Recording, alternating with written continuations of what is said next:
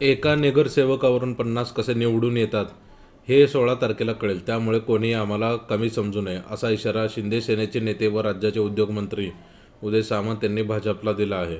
तसेच आम्हाला विचारात घेतल्याशिवाय पुण्याचा महापौर होणार नाही, असा विश्वासही त्यांनी व्यक्त केला. पुणे महापालिका निवडणुकीतील शिंदे सेनेच्या उमेदवाराचा प्रचाराचा शुभारंभ शनिवारी उद्योगमंत्री सामंत यांच्या हस्ते करण्यात आला.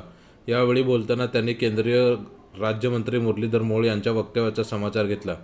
ज्यांचा एक नगरसेवक आहे ते सर्व जागा लढवण्याची भाषा करतात, अशी टीका मोहोळ यांनी नाव न घेता केली होती.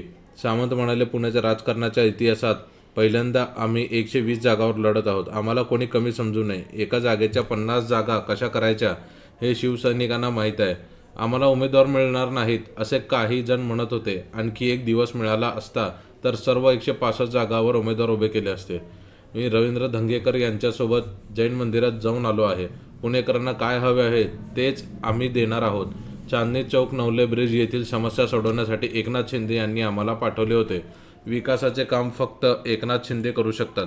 वाहतुकीचा प्रश्न, कात्रज विकास आराखडा तसेच उपनगरातील गावातील कामे एकनाथ शिंदे करू शकतात. आपल्याला 13 दिवसात समोरच्याचा 13वा घालायचा आहे अशा पद्धतीचा प्रचार करा.